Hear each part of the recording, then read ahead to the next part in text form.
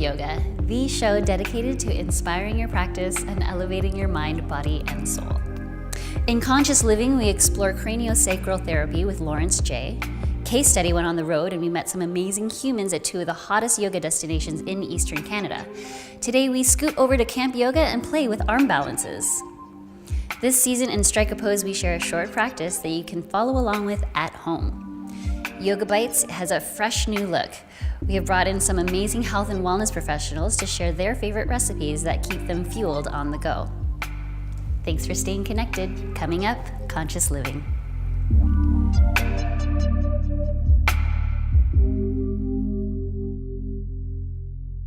Craniosacral is a practice that comes initially out of osteopathy.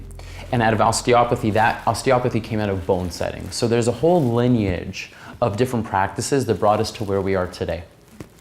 Hugh Milne, who's my teacher, he's an author of a book called The Heart of Listening, and he has taken in so many different practices. So Visionary Craniosacral embodies all of the styles of cranial, which are much more mechanical and technical, but they also incorporate Eastern healing, Chinese medicine, as well as meditation.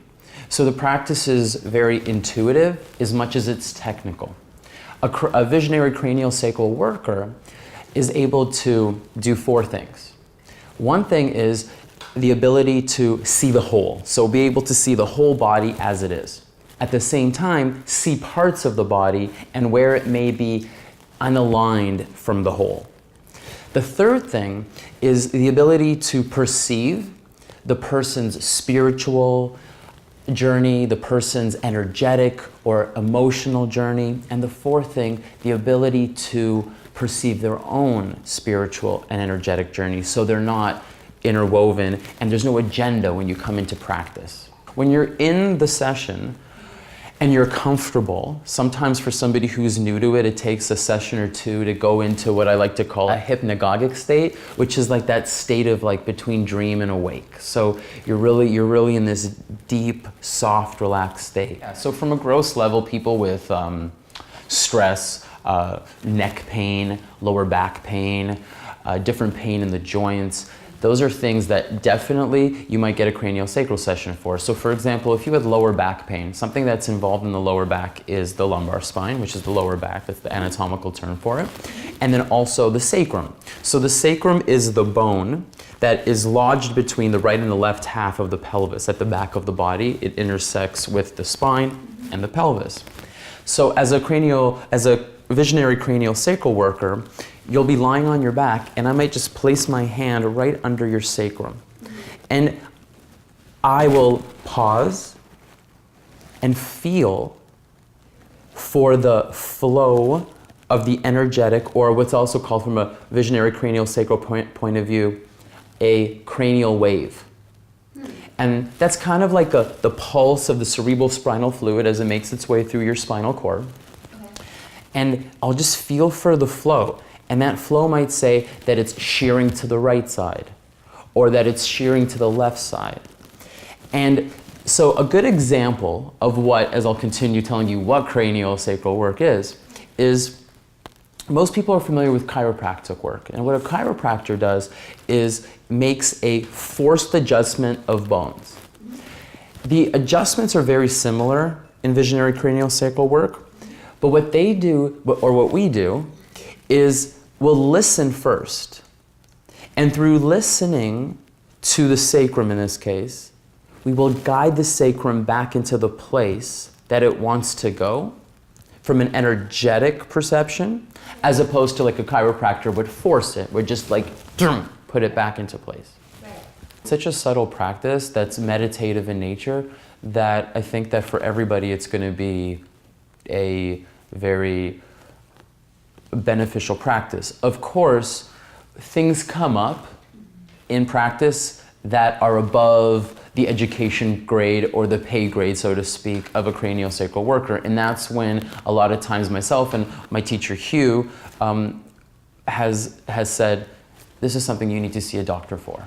Right. When it becomes like a tumor, for example, right. we do have protocol For example, if somebody's having migraines that are getting worse and worse and worse and worse, losing sleep, there are some factors that we take into play that we're like, okay, this is where we started with. You might want to see somebody that's from a medical profession.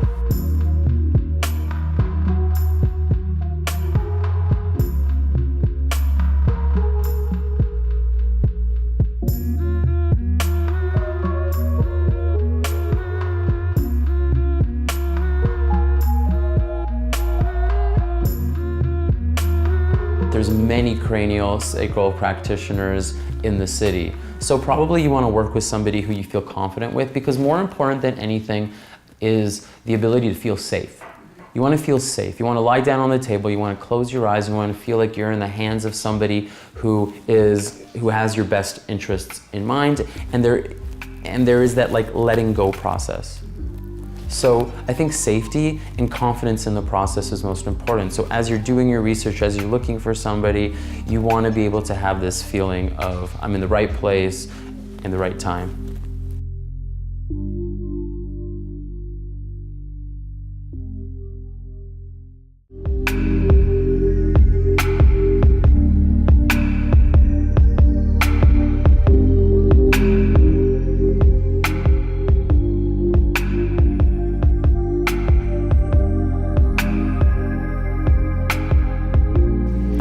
Welcome back. So on Instagram you see arm balances and they're beautiful and they look really hard, but there really is something that you can connect to for you to strengthen your practice.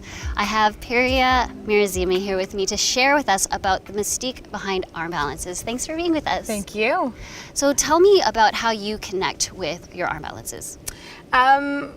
It's a liberating feeling when you come into an arm balance, and I think that it's really about dropping this sense of fear that we all essentially have in our bodies, and it becomes this work that you put in time and time again. And just with anything in life, the practice of achieving and finding this liberation in your body. So it starts little by little, and maybe it happens one day and maybe you fall out of it another day, but I think it's just the sense of freedom of taking flight and finding your inner strength to trust yourself that you can hold yourself in that place. So when you come into a practice, is it necessary to do arm balances to be a yoga? Absolutely not. Absolutely not. Good. It's good to hear, because some arm balances are quite challenging. Yeah, definitely. Now, are there postures that one who's new to the practice that someone can connect to that's a little bit on the more attainable side? Definitely, 100%. Like what? Yeah. So in terms of arm balancing, we have a balance called crow pose, Bakasana, and you do it at your own pace, and maybe you're just working with trusting your hands and spreading the fingers and really using the core to just hold you on the floor, and one day your feet can pop right up. And it's again just about doing it repetitively and building that self-trust in your hands essentially to take flight, and one day your feet just pop up and you'd be amazed at what you can achieve. So for somebody who might be new to the practice and might feel pain in their wrist, is there something that they can do to Yeah, we have alleviate blocks. that? So blocks kind of raise the floor up towards you, and they kind of give you that space to bring your wrists a little bit off of the block so that you're really using the pads of your knuckles and your fingers to feel rooted, and that takes a little bit out of the wrist joints. What does that look like? The pads of the hands or no, the blocks? the Bakasana, crow pose. Bakasana, yeah, we could get right into it. Get into it, yeah. So you would bring your big toes together and you would kind of soften the knees so that you have enough space to bring your hands. And same thing, even if you don't have wrist problems but you can't quite reach the floor, your blocks can bring you higher. But essentially your hands plant down and your heels lift, and you bring your knees right up into your armpits. And you might first just start by shifting a little weight forward and back just to feel your hands out. One day, one foot, maybe the next day both feet lift up and you squeeze right into the center. She makes it look so easy. Okay, so moving forward from that, is there another posture that one can attempt to connect with? Totally. So it's all about getting your body open in the right spots, and it will all come together, right? It's this balance between flexibility and strength. So this one's called Flying Pigeon, and you would just start kind of by standing really tall and bringing a bend to your knees, and you can start with whichever leg you feel comfortable. You can cross one ankle over the thigh, and you can just start being right here and finding an opening in your hips. And essentially you can start to work your hands down to the floor, and you wrap your toes around your arms so you have that stability point, and then it becomes essentially the same thing as our crow pose. So you would bend into the elbows and you would kind of shift, and maybe you take your foot up and off a couple times. Maybe one day you float right here, and lastly you would extend your leg all the way out. This is not easy. She makes this look very easy. Now, how long did it take for you to connect with these postures? I've been practicing for 9 years, so I can say that it's quite a journey, and I'm still growing, and there's still lots of discovery and exploration in it. And essentially, I think it's maybe 3 years into practicing was when I built that self-trust to be able to move into it. So even if my physical body was prepared, I don't think that mentally I was prepared to go there yet. And I think it just comes to a point where when you feel free within, and you just give it a go, and it's kind of like if you fall, you get right back up and you do it again. And the more you fall, essentially makes you better at the pose. And so it took quite a bit, but I got there. Is there anything that we should look for if we should maybe back off from arm balances altogether, just to be on the safe side? Safe side. Because sometimes when somebody's not familiar with arm balances and they just keep trying the same thing over and over, not realizing that maybe they're hurting themselves in the process, what types of things can someone look for to know they need to back off? The dumping of the weight into the wrist joint. So if there's ever really big creases in the wrist area where you're kind of getting wrinkled, you know you're dumping a lot of the weight into your wrist joint. So just being careful that you're using your fingertips and really pressing down. And if that's the case, then you'll start to feel a lot of pain in your wrist joints, right? So then you really want to back off. Another thing is really dumping into the shoulders. So when the shoulders start to sag forward, you're going right into the shoulder girdles of the body. So definitely back away from it. Essentially, if it doesn't feel right and there's pain present, not challenge, but pain, then that's a definite sign to just back out of it, and maybe we work with opening other areas in the body until that strength or the opening is there to move into them. That sounds good. With the patient practice, definitely. You can definitely connect with whatever posture. And for some people, arm balances just might not be in the cards. Right. So if an arm balance isn't in the cards, what are the other things that they can work on to develop that same type of core strength? Just really engaging the muscles in regular postures that they're doing, and connecting to the breath, and still finding that liberation and freedom in just finding extension or expression rather in postures. So essentially every pose comes from mountain, right? So even holding your mountain pose and really feeling your feet rooting down, that's a balancing pose right there that you can connect to and find that strength and stability right there. We take for granted that standing is actually a balancing posture that we learned when we were very, very small. We've just had many years to practice it, so that's why we're so good at it. Exactly. Well, thanks for being with us today. Coming up after the break, strike a pose. Stay with us.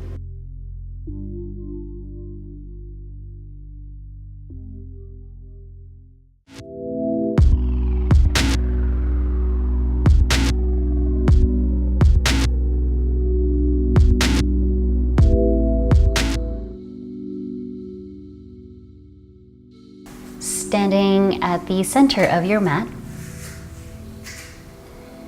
All 10 toes facing forward, palms facing forward, eyes closed. Rooting into both feet evenly. Raising all 10 toes. Allow them to fan out as you melt each toe into the earth. As you melt your toes into the earth, root into all 3 points of each foot. With your palms facing forward, observe your shoulder blades down your back. And gently bringing your awareness to your rib cage, noticing your rib cage expand and contract with each breath. Gently observing if you can allow both front and back of your rib cage to expand evenly with each inhale and each exhale. Slowly shifting your weight from left to right, really allowing yourself to feel the weight of your body pressing into each foot. As you press into each foot, are you able to root into all 3 points of that foot as you allow the weight of your body to press into it? Observe how your legs engage as you shift your weight from left to right. And slowly finding your center, finding length to the top of your head. And gently inhale, draw your hands to heart center. Exhale, allow your shoulders to melt away from your ears. Inhale, gently open your eyes, draw your hands up above your head. Exhale, open up. And slowly sweep down and draw your hands back to heart center. Rooting into all 3 points of your left foot, take your right toes to the side wall, drawing your foot to your inner ankle, calf, or your inner thigh. As you press your foot into your leg back into your foot, observe how all 3 points of your left foot is rooting into the earth. Find this length from your heel, up your leg, to the top of your head. Observe what's happening to your supporting hip. Are you sinking into that hip, or can you lift up and find that length? As you actively open your knee up to the side wall, really allow yourself to feel this connection from your foot into your leg back into your foot, hands pressing into one another.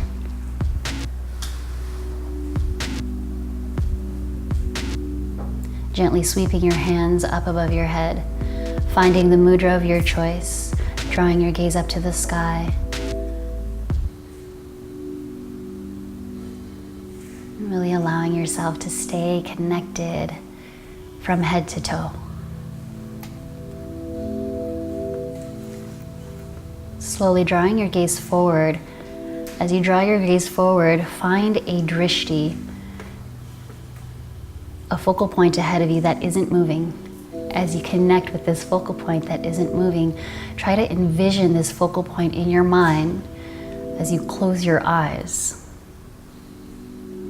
You may find when you close your eyes that your depth perception may throw you off balance, which is normal. You may have to take your right foot down every once in a while to reconnect with the earth, but gently come back. Observe what's happening with your left foot from your ankle to your shin.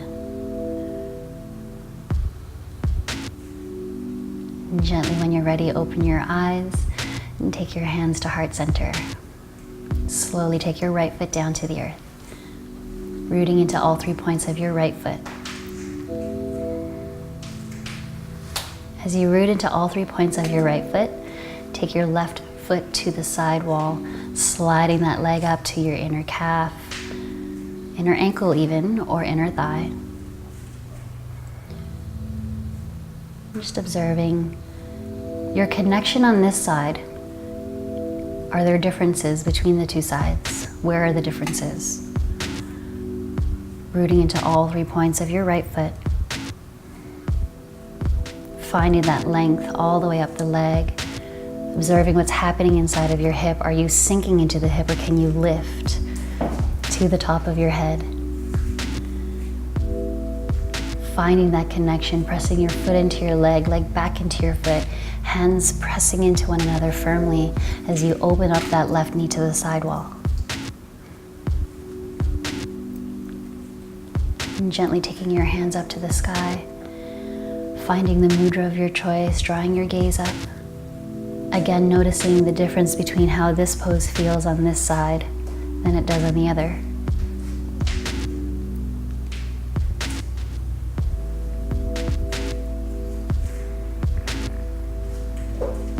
And gently drawing your gaze forward and finding a focal point ahead of you that isn't moving, your drishti. Imagine this drishti in your mind as you gently close your eyes.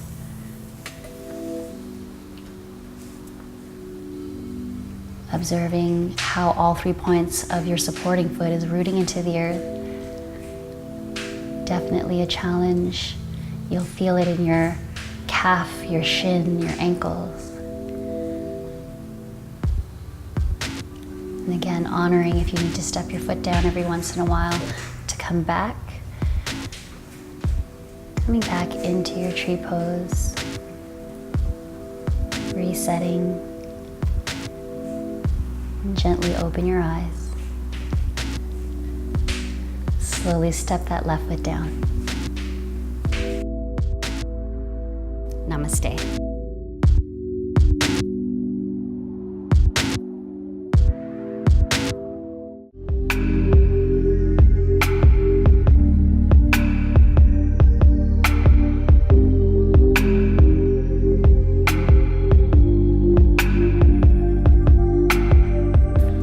I'm with Pasquale, and we are gonna make his favorite go-to meal. Now, what are we making? So this is really simple. I'm not the best cook in the world. It's okay. So I like to start the morning off with some eggs with spinach, and then oatmeal with cut up banana, walnuts, and cinnamon. Okay, so why don't we start with the eggs? Sure. Yeah? Okay. Do you use coconut oil Yes. for the pan? Yeah, it doesn't burn, and I actually like the taste of coconut oil more than olive oil or like Pam or something. Okay. Just need a spoon. Yeah. Spoons are here. Perfect. So I'll just kind of eyeball it, put a little bit of coconut oil in the pan. So you have 4 eggs here. Is that your normal? Is that for you? 4 to 6. 4 yeah, to 6 eggs. Exactly. It's no biggie. So you do need this fuel because you train. You specialize in. So I do a lot of strength and conditioning as well as Brazilian Jiu-Jitsu. I own a strength and conditioning facility, so that's my main thing. And I'm usually up at like 5 in the morning, and the next meal I'll eat after breakfast won't be until 2, so I need So you some really fuel. yeah. Exactly. Now this is my patented egg cracking technique because I Okay. don't know how to crack eggs patented. normally. So I take a knife and I crack it like that. Okay. Nice and easy. So And then I open earlier, like that. Matt was saying that this is bro cooking. Bro cooking. Hashtag bro cooking. So all you bros out there who are uncertain of what to do with your meals, Exactly. this is Cooking something made that you can do. easy. Cooking made very easy, and this is how it can be done. So does it matter to you what types of food you're including in your breakfast? Like, do you need to cover specific food groups? I like to have protein. I like eggs a lot, or some type of protein. I just find eggs are easy to digest for me. Yeah. They keep me full. And then carbohydrates to kind of like making sure your brain's working. So that's where the oatmeal comes in. Okay. I'll usually put some fruit in there. I'll have like a grapefruit as well. It really depends. So I'll probably throw the spinach in now. Okay. So I'll usually just eyeball it again. I'll take like a handful, throw it in like that. Okay. And This is then, very raw. yes. And then just mix things around and wait till it all kind of like cooks down a bit. Sometimes I'll add egg whites if I like need actually more volume of food. Egg Okay. whites don't have a lot of calories in it, just like you're actually just consuming more, like it looks bigger, you know? So it Okay. takes more room up in your stomach. Okay. And are you the type of trainer that requires a huge meal at the end of the day, or do you go big in the morning and then start to trail off and I like big smaller? meals actually at night. Okay. I eat a lot at night, yeah. Okay. It depends what time what time my workout is. In general, I usually work out around 2 now, but I used to work out really early in the morning, like 6. Okay. But now I just have clients at that time. So it's like the clients will dictate when my What my your workout meals- is. okay. Exactly, yeah. And then, so depending on how busy your schedule is, Yeah. You'll maybe have a bigger dinner or not, or how does that work? No, I'll still try to eat a big dinner regardless. Oh, okay. Yeah. And then with your dinner, are you doing the same thing in terms of trying to cover all 4 food groups? Always, yeah. I'm not the best with vegetables, I have to admit, but always You're doing pretty good. carbohydrates and protein. Okay. You know, with vegetables, I try to at least eat some spinach and asparagus. That's just like far as I go. Now, I remember when I asked if you could be on the Yeah. show, I asked if how you could live, breathe yoga, and Yes. initially you thought that there wasn't something yoga about what you do, but there really is Yeah. with jujitsu. So yeah, when you first asked me, I was like, well, I don't practice yoga regularly or as regular as you, for example. But I think jujitsu and moving your body and like, there is some sort of yoga component to that. Yeah. So when I'm on the mats training, or I would say that would be the most close to yoga. Because there's a stillness. Yeah. With every martial art, there's a certain stillness of the mind that you have to connect to, so you can really focus on the movement, the body, the connection Exactly. with the person that you're training with, you're sparring with. Exactly. So we get the oatmeal started too. Oh, okay, so the oatmeal's happening now. So this is, Yeah, technically I'm supposed to stay away from gluten. I think I have a gluten allergy. I don't always follow that, but this is supposed to be, good for you. yeah. Okay, cool. Pure, yeah. Anyways. So we have some water heated. It says it has quinoa in it. Okay. How are those eggs doing? They're good? Probably okay. Okay. So I'll leave this here with you to put the Yep. to add the water, and I'll get a plate ready for. This oatmeal is just plain, so it has no flavoring at all. So add a bit of that, and also some walnuts. Some walnuts that you have Yep. here. Do you want me to add that? Yeah, just stir it in, Boop. and then stir it around, and then. With So that, this would be your carbs. Sometimes people do Yeah. toast, right? So this is. Yeah, this is your- like a little bit easier. I'll change it up though. It depends. Yeah, Just depends what switch I'm in it the mood for. Bananas for me, I find really filling. Okay. So that's why I prefer that, or grapefruit. Those are my two like go-to morning fruits. Okay. That was really actually very fast. I know. Do you have any recommendations for people who, like yourself, Yeah. aren't necessarily the best cook? Like, do you find that there's a certain trick to it? Like, do you? So my taste buds are a little bit. I'm very okay with unseasoned food and like foods that I try to keep everything I eat as close to how it came. Okay. For example, like the eggs, I'll just crack them and put them in a pan. I don't need to like dress them up or whatever. But that's just I think my taste buds. Okay. I just keep it simple. Like I'm not that skilled of a cook. I get by and And you're still alive. Yeah, I'm just trying to live, All right, thanks. Let's try this. I want to taste the eggs that you made. Let's see. Don't sue me. I will not. I don't think I. Oh. They're good. That's perfect. Wow. Yum. And we'll share this very easy recipe with you guys. Bye bye.